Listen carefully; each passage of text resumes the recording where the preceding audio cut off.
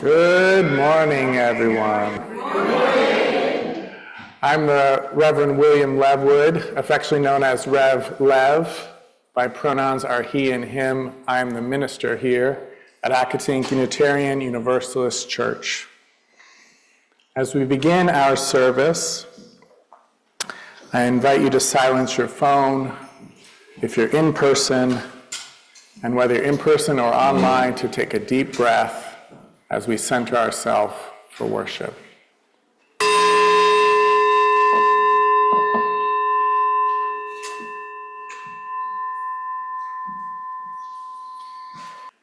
We open and welcome to the ancestral people of this land, acknowledging that this church, like all of Burke, rests on the unceded territory of the Manahoac tribe of the Great Sioux Nation. We seek healing and the realization of justice with the people of this land who live on in their descendants, the present-day members of the Monacan Indian Nation, the Patawomic Indian Tribe of Virginia, and the Piscataway Indian Nation. We honor the ancestors as we move toward healing so that all together shall one day know full justice. Welcome to Accotink Unitarian Universalist Church. I'm Sheila Doles, and my pronouns are she, her, and I'm happy to be your worship associate today. This congregation is a welcoming and inclusive spiritual home where we inspire each other to live out our values. Together, we care in community, grow in spirit, and act for justice. Whether you're a longtime member or a newcomer or something in between, we're so delighted you decided to join us here today. Welcome. I hope you got a name tag or have put your name on your Zoom name tag. We encourage everyone to stay for our social hour immediately after the service. Let's say it together. Love is at the center of Unitarian Universalism. Love is the practice of our living tradition.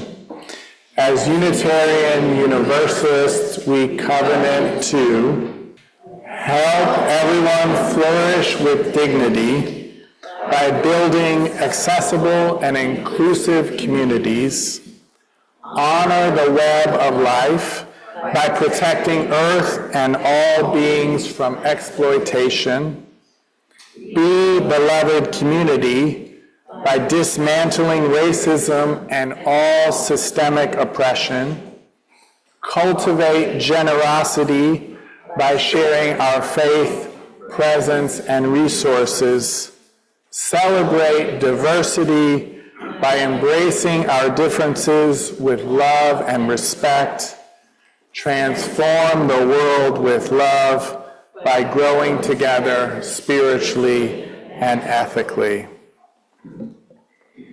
So this month's theme is Liberating Love, but my mentor, the Reverend Janet Bush, when the new proposed values came out, she said, I wonder what it would have been like if they had put beloved community at the center. And we've been saying these lines, be beloved community, fairly often in worship. So this service is going to be about defining what that actually means. That phrase, you might know it from Reverend Dr. Martin Luther King Jr., who we celebrate this Sunday, the day before the holiday that celebrates his birth. But it actually comes initially from Josiah Royce, an earlier Christian thinker, and is a part of a longer, what's called the social gospel movement of Christianity, where it's as important what we do in the world to transform the world as it is what we do to transform ourselves. It's applying the gospel, applying the teachings of Jesus to the everyday world. So that's where this phrase of beloved community comes from, and you're going to learn a lot more about it as we move through this service. We're going to sing, though, first I think you can rise in a moment because it's a repetitive song, so even though it will only be on the slides, it's not in your hymnal. This comes from Dr. Vincent Harding, who was a friend and advisor of Dr. King's. He wrote Dr. King's Vietnam speech, for example, which was delivered on April 4th, 1967. Harding was a legend and a mentor to so many folks worldwide, and especially in the city of Denver, where he is widely credited with spreading the song we'll sing in a moment, "We Are Building Up a New World," which is sung to the tune of "We Are Climbing Jacob's Ladder." So, anybody notice what this is? Yeah, music. Specifically, it's a jazz ensemble, or multiple jazz ensembles, or people playing jazz instruments. So you don't have to stand here the whole time I talk. You can actually just go ahead and take those back with you. It might be helpful for our craftivity in a moment. So the reason that we have these up, part of the reason is that this fall, believe it or not, we had our first in-person staff meeting. We'd had staff meetings throughout the 2 years prior to that, but they were online. And so what I noticed in that first staff meeting is that we felt like a team, or like a jazz band, maybe, which I didn't experience when we were on Zoom in our little squares, like that TV show. What's that TV show that has people, Brady Bunch, and what's the game show? Hollywood Squares, right? Like, it didn't feel, I didn't feel the experience of the ensemble. So after that meeting, I sent messages to the staff and I said, who do you think, if we were a jazz quartet, who do you think plays each instrument? You know, based on who each person is and what roles they play in the congregation. So actually, let me ask, anybody have any ideas? Who would you put of our 4 staff members on which instrument? Trombone, okay, so some kind of horn. So who do you think would play that? Would it be the minister, the music director, the director of spiritual development, or the administrator? What do you think? The music director would be the horn, playing the melody, okay? You guys get the idea. Any other thoughts? Any other thoughts? RW seems like a bass guy to me. Yeah, RW and actually seemed like a bass guy to Ashley. That's what Ashley said. Yeah. Anybody else? Other thoughts of who plays? We got piano and drums left. I'm wondering about you for the drums. Okay. The minister sets the rhythm with the drums. Okay. Ashley plays everything else. And Ashley will be on the piano, which is kind of funny since Brad is a piano player. But this is the metaphorical version of what we do. Okay. He also sings, so he makes that he can be the horn player that way. So you get the idea. Okay. So that's what we're going to build our craftivity off of, and then we're going to talk about jazz ensembles a little bit more as well later in the service. So I would elaborate a little bit on the craftivity. I remember that staff meeting because it was really meaningful to me particularly, because I had, kind of just come on board, and Rev Lev actually talked to us afterward, about it. And I forgot what RW had shared, but it was pretty profound, His version of his version of person played. what he saw, with a small staff and what we each brought to the table. So what I would like you to think about is, what does each member in your family bring to your family? What do you bring? Because it's not all the same, right? We all have different gifts and talents, things that we enjoy. It could be the symbolizations of a jazz band. It could be food, like a soup. It could be encouragement. What do your children bring to your family? Think about those things. So maybe a child is an encourager, they speak kind words, so they bring a degree of encouragement and comfort to the family. And each one of these little functions adds so much, whether it's a staff team or a family or, anything that we do together. It's meaningful. So we could even think about our Accotink community. What do each of you bring to Accotink? It's different, unique, but an essential ingredient to a beautiful community experience. So we're going to take a little bit of time, just a few minutes, and you're welcome to go get a piece of paper over there. We've got some construction paper and some coloring pencils. And I'd like you to just draw or use words, it's up to you, whatever you want to focus on today. Kind of like our word of the year for 2024, kind of the same thing, the same thought. What do you want to focus on? What do you bring to your community? What do you bring to your family? What instruments does each of your family members play? And I said that I'm going to talk today about what we actually mean when we say beloved community. And I suspect for some of us, it means, when we hear that, it means a loving and supportive community. And while that is important, right, it's even a part of our mission statement that we care in community, that's not actually what the term beloved community, capital B, capital C, means. First of all, beloved community isn't small. It's societal, even global. When we say beloved community, we're talking about a vision of an inclusive and equitable community, a global community where all people thrive, both socially and economically. Those are the two parts of beloved community. All people, that's the inclusive part, thriving and flourishing, that's the equitable part. And within that inclusion and equity, there are those two different ways of thriving socially and economically. So right now I'm going to talk about the social aspect, and we're going to get to the economic aspect later in the service. So our new proposed values say that our commitment to the value of justice is about working to be diverse, multicultural, beloved communities. Notice first that it says beloved communities in the plural, not beloved community. I just told you that beloved community is actually about a global community where all people thrive and flourish. So why in our new proposed values are we talking about beloved communities in the plural, in the small scale?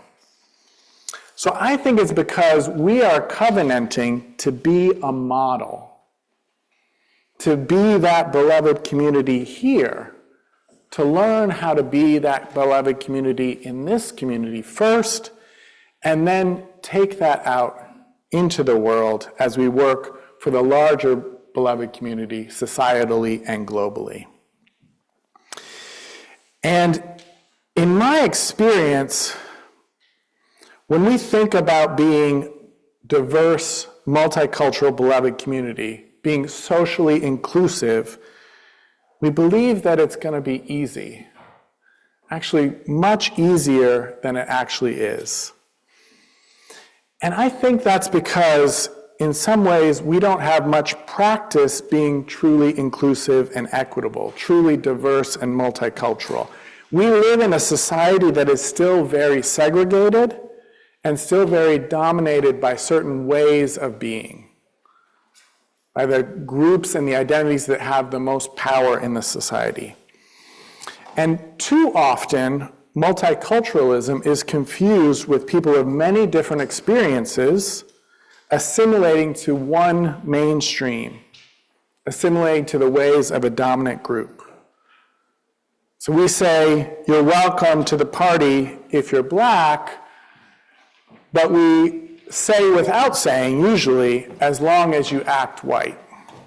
We say, you're welcome to the party if you're gay, but we say without saying, as long as you act straight. You're welcome to the party if you're poor, but we say without saying, as long as you act middle class.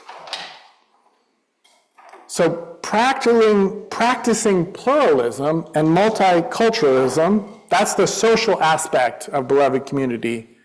That's a different thing than saying we welcome people and then showing them that we expect them to assimilate to how we already do things and how the larger society's mainstream already do things.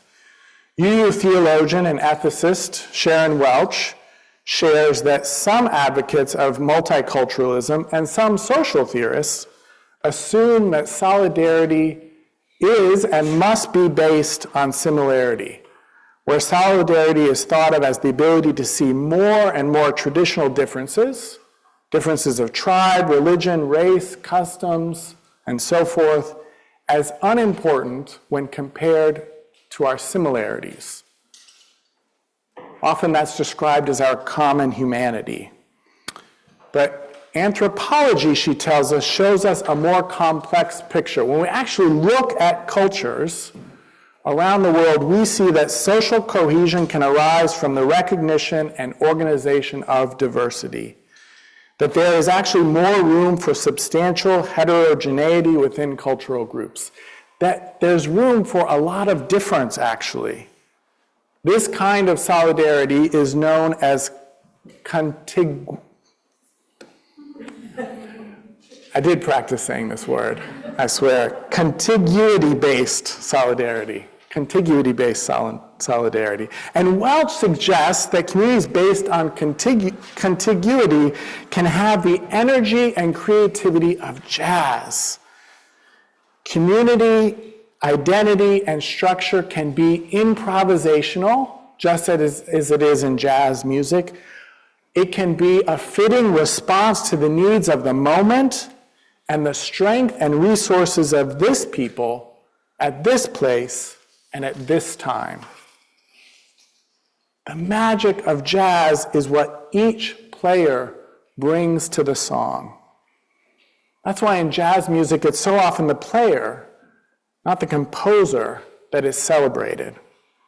And even more so, it's the ensemble of players that are celebrated. Miles Davis's first quintet in the 1950s with John Coltrane, William Red Garland, Joseph Philly Joe Jones, and Paul Chambers. Miles' 60s quintet featuring Wayne Shorter, Herbie Hancock, Ron Carter, and Tony Williams. John Coltrane's classic quartet with McCoy Tyner on piano, drummer Elvin Jones, and bassist Jimmy Garrison. Jazz celebrates how this particular drummer and this particular piano player and this particular bassist and this particular horn player play off each other in this particular moment in time, how their differences work together to make a tasty dish. As another example, the most influential avant-garde jazz ensemble of the 1970s and 80s, the Art Ensemble of Chicago, originally comprised of saxophonist Roscoe Mitchell and Joseph Jarman, trumpeter Lester Bowie, bassist Malachi Favors, and later drummer Famudou Donmoye, is a great example of what I'm talking about. Described as an assortment of composers and improvisers of great individuality who collectively created a compelling and unique entity where no single individual was greater than the whole. Putting beloved community at the center is a fundamentally different action than asking others to assimilate to predetermined community expectations dictated by a dominant majority. It's a lot more like jazz. And if you ask me, that's a lot more fun. It's about bringing together a diversity of people, an assortment of people of great individuality who collectively create a compelling and unique entity where no single individual or race or culture or gender or sexuality is greater than the whole. To me, that sounds like beloved community, and that sounds like liberating love. I'm going to tell the story of Stone Soup, Imagine you may have heard it before. This is retold by Heather Forrest and illustrated by Susan Grader. There was once a comfortable little village nestled in the mountains. The people who lived there had more than enough to keep themselves content. One day, 2 travelers came along. Their coats were tattered, their hats were torn, their dusty shoes had holes in their soles. Hungry and tired, one traveler said to the other, "Surely someone here can spare a bit of food." So they knocked boldly on a door. It creaked open, and a woman asked, "What do you want?" "Please," said one of the travelers, "we are hungry. Do you care? Will you share? Do you have any food?" The woman squinted her eyes and tartly replied, "No," quickly slamming the door shut. The travelers walked a little further down the road and knocked on another door. A young boy answered. His chocolate brown eyes were sweet. "Good day," he said shyly. "What do you want?" "Please," said one of the travelers, "we are hungry. Do you care? Will you share? Do you have any food?" The boy replied, "There is no food here," and closed the door. The travelers wandered wearily through the village, knocking on every door. But everywhere they heard, "I don't care. I won't share. There is no food." They sat to rest beside a well. One of the travelers sighed and clutched his empty belly. He said, "If there is really no food in this elegant little village, then the people who live here are in greater need than we are. We should make them our magical soup." The 2 travelers climbed up on the edge of the well and shouted, "We are master cooks. If anyone in this town has a big black pot, we will make the most delicious soup anyone has ever tasted." A door slowly opened, and a round man emerged carrying a gigantic black pot. "I love to eat," he said. "Here's a pot. Let me see what 2 master cooks can do with it." "Watch and see," said one traveler with glee. So the travelers filled the pot with cold water and built a fire. Soon the flames licked the sides of the pot and billows of steam rose into the air. Curious people began to gather. "What is happening?" the townspeople asked. "We are making an unusual soup," said one of the travelers. "It requires a special, magical ingredient. I am certain we will find it in this town." Okay, wait a second. I want to know what you all think the magical ingredient could be. And you know, I know some of you have some stuff that we could put in soup. So if you have something, like maybe it's peas. Can I have those peas to put in the pot? Yeah, maybe, who knows, maybe it's peas. Or carrots, anybody have carrots? Oh, carrots, thank you. Okay, tomato, that would be good. Okay, can I have some tomato? Let's put that in now. Oh, and I love it. Anybody done that? You put the tomato sauce and the tomatoes in. Juice to mix it together. What else do we have? Green beans. We got celery, potato. Oh, we got some noodles. Who likes noodles? That's important. Yeah, right. We need some noodles in there. Okay, let's throw all that in there. Onion. Okay, you can just shout them out. Onion, broccoli. Oh, salt. That's important. Oh, and some bread to dip the soup in. Oh yeah, we gotta have some pepper. Okay. All right. I think there's still some left. Oh, what do we got? Cauliflower? Okay. That's good. Did we miss any ingredients? I don't What's think that? so. What's that? Oh, we did. Corn. Yes. Yeah. Yeah. Put it in. What else did we miss? I think that's everything. I we think got it for all. this soup, though, don't we need a stone? Oh, do Does we need anybody have a stone? Does anybody have a stone? We've even got a stone. Okay, I don't think the stone is the magic ingredient, but It's called stone soup. yeah, okay, I see your point.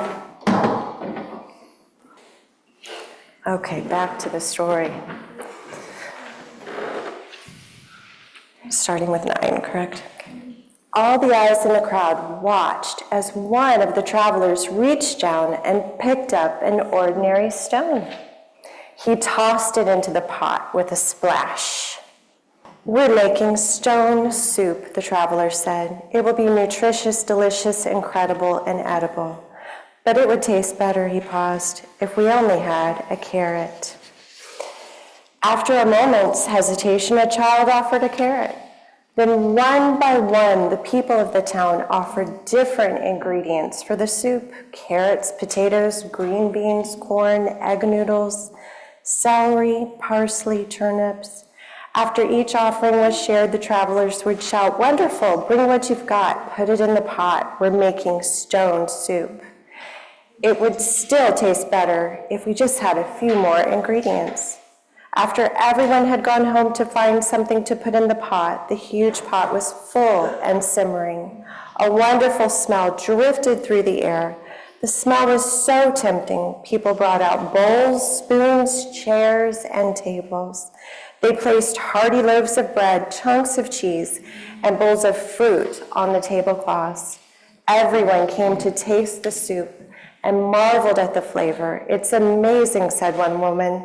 "These two travelers made such a delicious soup out of a stone." "Out of a stone," said the travelers with a grin, "and a magical ingredient: sharing."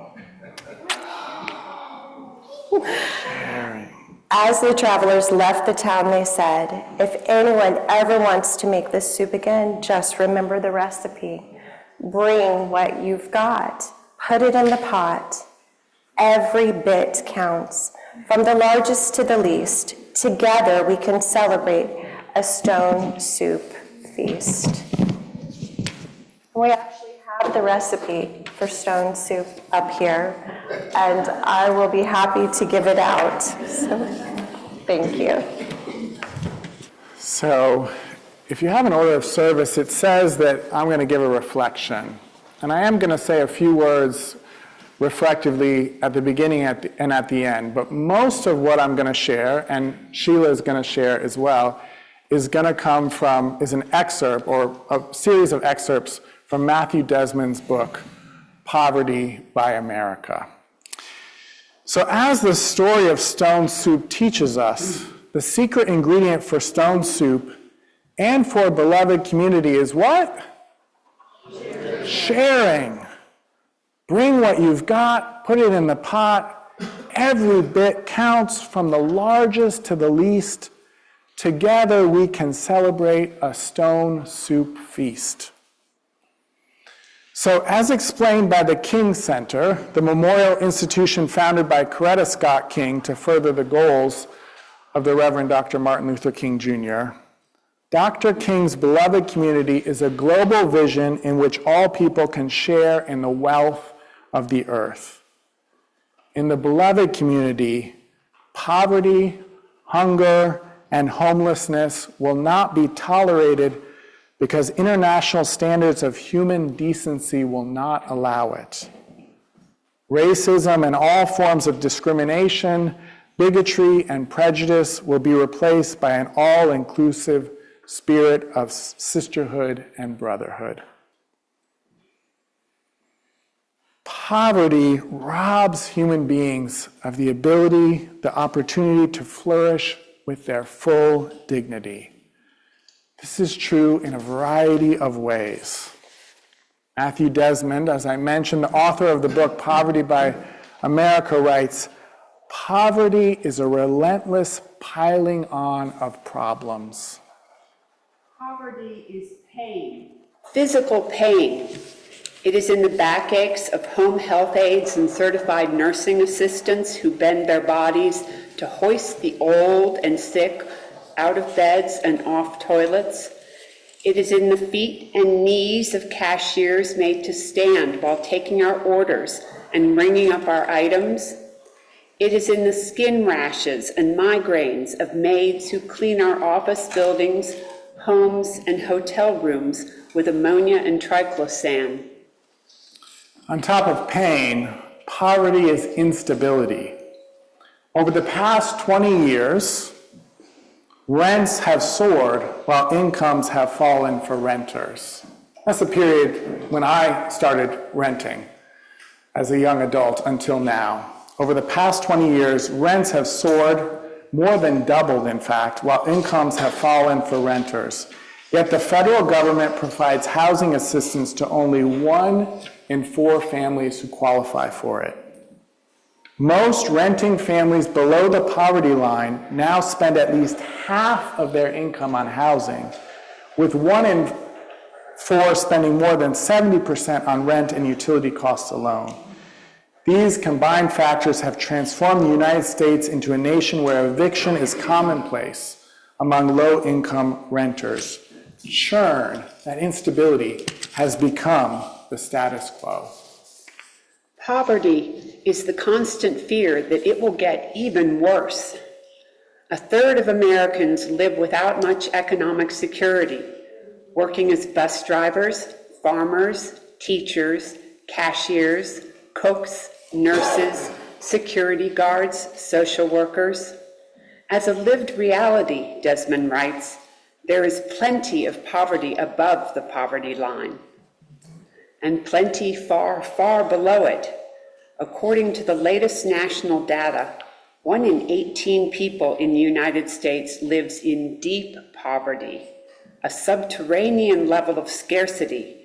Take the poverty level and cut it in half. The United States allows a much higher rate of its children, over 5 million of them, to endure deep poverty than any of its peer nations. Poverty is also the loss of liberty. The overwhelming majority of America's current and former prisoners are very poor. The United States, Desmond writes, doesn't just tuck the poor under overpasses and into mobile home parks far removed from central business districts. It disappears them into jails and prisons, effectively erasing them because the incarcerated are simply not counted in most national surveys of the poor in America. Poverty is diminished life and personhood. It changes how you think and prevents you from realizing your full potential. It shrinks the mental energy you can dedicate to decisions, forcing you to focus on the latest stressors, an overdue bill, a lost job, at the expense of everything else. Behavioral scientists Seintil Mullenthan and Elder Shafir call this the bandwidth tax. Being poor, they write, reduces a person's cognitive capacity more than going a full night without sleep. Add to this that poverty's effects are not distributed equally. Black and Hispanic Americans, Desmond writes, are twice as likely to be poor compared to white Americans, owing not only to the country's racial legacies, but also to present-day discrimination. And poor white families tend to live in communities with lower poverty levels than poor Black and Hispanic families. There is no metropolitan area in the United States where whites experience extreme concentrations of disadvantaged living in neighborhoods with poverty rates in excess of 40%. But across the nation, many Black and Hispanic families live under these conditions. That means most poor white children attend better resource schools, live in safer communities, experience lower rates of police violence, and sleep in more dignified homes than their poor Black and Hispanic peers. Poverty not only resides in people, Desmond writes, it lives in neighborhoods too. Poverty isn't a line, Desmond concludes. It's a tight knot of social maladies. It is connected to every social problem that we care about: crime, health, education, housing, and its persistence in American life means that millions of families are denied safety and security and dignity in one of the richest nations in the history of the world. This is me speaking now, this is the opposite of beloved community. After hearing all that, it seems that in America we're lacking that secret ingredient for making a stone soup feast. A feast where every bit counts, from the largest to the least.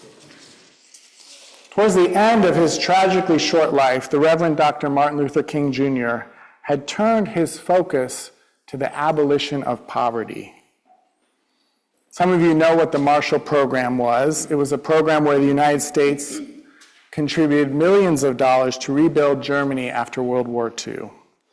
At the end of his life, MLK supported a domestic Marshall Plan for African Americans, a kind of reparations that would right the wealth inequality between whites and blacks in this country. The logic when if you can spend it overseas for these people who just fought a terrible war and murdered millions, you should be able to spend it on the people who helped build this country. He also supported the creation of a guaranteed basic income for all Americans. This is Dr. King's vision of beloved community, where every person has enough, where every person flourishes with dignity. Do you remember in the story of Stone Soup that when the travelers went to the door, what did the people say at first? They said, "We don't have any food." But clearly they did have food, right? When they were tricked into sharing it and tricked into having beloved community together. The same is true in America. Just one example. $175 billion are the richest people in America, the richest 1%, illegally don't pay that in taxes. Not even legal loopholes. Illegally just don't pay it, and we don't have the infrastructure to get the money from them. With that much money, that money right there, just that, without any other changes, and there's a lot of other changes we could make, you could erase, you could take away extreme poverty in this nation with just that one thing. So when people say we don't have the money, Desmond says it's just not true. What we don't have is the secret ingredient, the willingness to share, the willingness to open up the abundance to everyone. So I'm going to close with this prayer, adapted from a prayer by Naomi King. Spirit of life and love, let us join our hearts in gratitude on this wondrous day where we have the abundance of our lives before us. This day of bounty, we remember all of those who do not have enough, who are afraid, who are lonely, who suffer. We wish for the abundance of this world to be shared, for fear to become love, for the lonely to be welcomed, and for the suffering to know rest and joy. For the labors, the love, the care that gave us the delights of this and every day, we offer our gratitude. For the nourishment of our spirit, the challenges that strengthen us, and the friends we have on the journey, we offer our gratitude. For all that is our lives, for these good gifts, we offer our gratitude. May gratitude for our abundance move us to act with compassion for those in need. May it be so, and may we be among those to make it so. Amen, amen, amen, and blessed be.